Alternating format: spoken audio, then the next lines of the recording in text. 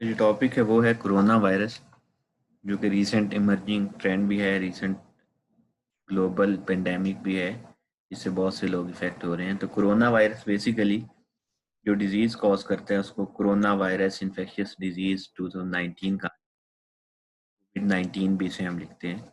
ये एक contagious disease है, कम्युनिकेबल डिजीज है, जो कि एक वायरस जिसे हमने सार्स कोविड-19 severe acute respiratory syndrome corona virus 2 कहा। ये वायरस इस डिजीज को कॉज करता है, या इसका आप कह लें कि कॉजेटिव एजेंट जो है इसका सार्स कोविड 2 है। तो फर्स्ट केस इसका वुहान में आइडेंटिफाई हुआ था, चाइना के अंदर, दिसंबर 2019 में। और उसके बाद ये पूरी दुनिया में फैलता चला गया और आज कल ये एक पेंडेमिक है जिसने पूरी दुनिया को अपनी लपेट में लिया हुआ है। तो सबसे पहले हमें इसके साइन एंड सिम्टम्स पता होने चाहिए कि कोरोना वायरस है क्या। साइन एंड सिम्टम्स की अगर बात करें तो कोविड-19 के different sign and symptoms appear होते हैं, जिसमें बुखार हो जाता है ज़्यादा, 114 डिग्री सेंटीग्रेड या 103 डिग्री सेंटीग्रेड, इस पे बुखार रहता है एक पर्सन को। फिर उसके अलावा उसे कफिंग स्टार्ट हो जाती है, उसे खांसी आना शुरू हो जाती है, ठीक है। एक जिस्म में उसके दर्द होता है, उससे सांस लेने में प्रॉब्लम्स होती हैं, ठीक है। और जो इसका मेजर जो आइडेंटिफिकेशन फैक्टर है वो है loss of smell and taste, यानी उसको किसी चीज़ की स्मेल और टेस्ट आना, जैसे खुशबू आना, और खाना पीने का टेस्ट जो है उसको ख़त्म हो जाता है। और 5 में से एक इंडिविजुअल, एक पर्सन ऐसा होता है कि जिसमें ये सिम्टम्स अपीयर होते ही नहीं है, यानी उसको हम कहते हैं कि एसिम्प्टोमेटिक कैरियर ऑफ कोविड-19। जो ऊपर हैं फीवर, कफ, फटीग, ब्रीदिंग डिफिकल्टीज, ये सब तो सिम्टोमेटिक पेशेंट्स में आ जाती हैं, यानी सिम्टम्स अपीयर होते हैं कोरोना वायरस के केस में, और loss of smell and taste भी हो जाता है। लेकिन हर 5 में से एक बंदा, एक इंडिविजुअल ऐसा भी होता है जिसको किसी किस्म का भी सिम्टम कोई अपीयर नहीं होता, लेकिन वो कोरोना वायरस से इन्फेक्शियस हुआ होता है। फिर अगर ट्रांसमिशन की बात करें तो कोरोना वायरस जो है ये ट्रांसमिट होता है एक पर्सन से दूसरे में थ्रू क्लोज कॉन्टैक्ट्स, ठीक है। स्मॉल ड्रॉपलेट्स होते हैं, एरोसोल्स ड्रॉप्स होते हैं, जो कि वायरस जिसके अंदर होता है और वो एक बंदे से दूसरे बंदे में ट्रांसमिट हो सकते हैं। जैसे आप कफिंग करते हो, स्नीजिंग करते हो, ठीक है, एक पर्सन से दूसरे पर्सन में जो हमारे ड्रॉपलेट माउथ से, मुंह से निकल रहे होते हैं, उनके ज़रिए या सांस के ज़रिए उन एरोसोल्स में ये अगर प्रेजेंट हो वायरस, तो एक पर्सन से दूसरे पर्सन में ये ट्रांसमिट हो सकता है। इसके अलावा अगर बात करें तो अगर उस पर्सन ने उसको इनहेल किया, ठीक है, उस वायरस को अपने माउथ में, नोज में या आईज में उसके अगर वो वायरस चला गया, तो वहां से वो फिर उसके अंदर इन्फेक्शन कॉज कर सकता है।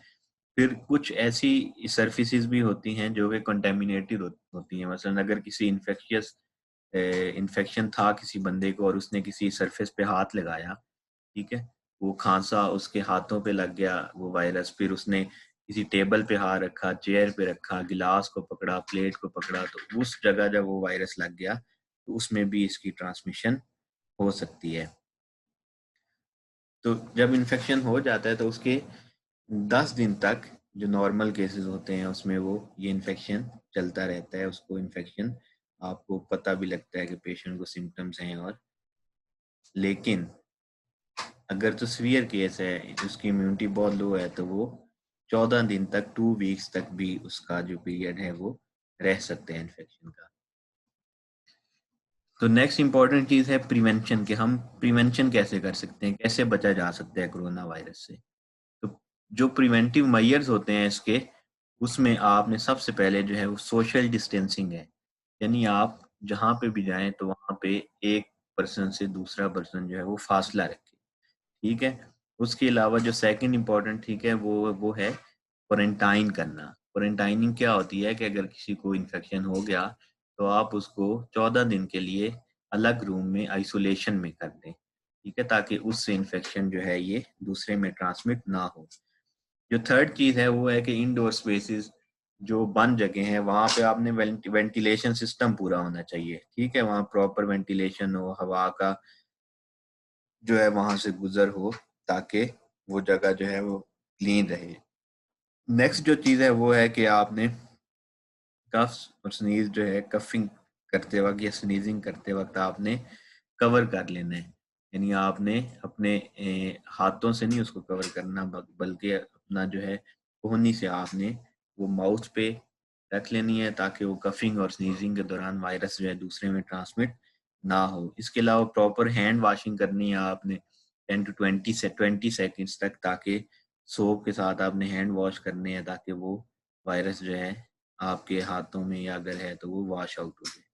इस तरह फेस मास्क आप पहन सकते हैं, ठीक है, कवरिंग और चीज़ों से कर सकते हैं फेस की, जिससे ये है कि आप अगर पब्लिक गैदरिंग में जाते हैं तो वहाँ पे वो वायरस एक जगह से एक पर्सन से दूसरे में ट्रांसमिट ना हो। ये पब्लिक गैदरिंग के लिए बहुत इंपॉर्टेंट है कि आपका माउथ पार्ट और ये कवर होने चाहिए।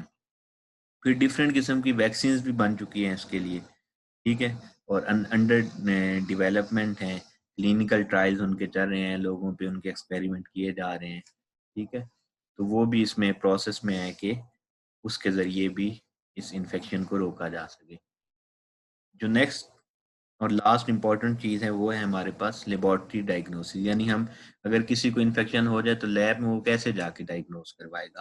लेबॉर्ट्री में यही है कि वो उसका थ्रोट सैंपल, स्वैब सैंपल लेंगे, ठीक है, थ्रोट से या नोज से, नेजोफेरेंजियल स्वैब सैंपल जिसको कहते हैं, वहाँ से वो कलेक्शन करेंगे सैंपल की, और उसके बाद वो एक टेस्ट होता है जिसे real time reverse transcriptase PCR कहते हैं, उसके ज़रिए से उसको डायग्नोस किया जाता है।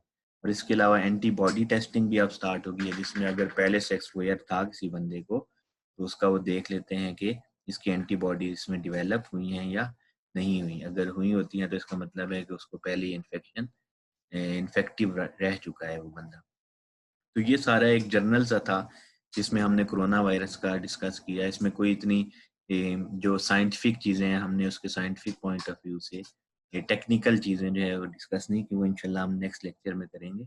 ये एक जनरल पब्लिक की अवेयरनेस के लिए है कि अगर इन्फेक्शन होता है तो उसके लिए सिम्टम्स क्या होते हैं, उसके प्रिवेंशन क्या होती है, ठीक है, लैब डायग्नोसिस क्या होता है। तो ये सारा इसका जो है ये जनरल अवेयरनेस के लिए ये लेक्चर था और बेसिक्स थी इसकी। इंशाल्लाह नेक्स्ट लेक्चर में हम इसकी पैथोजेनेसिस और चीज़ों को डिस्कस करेंगे। Thank you.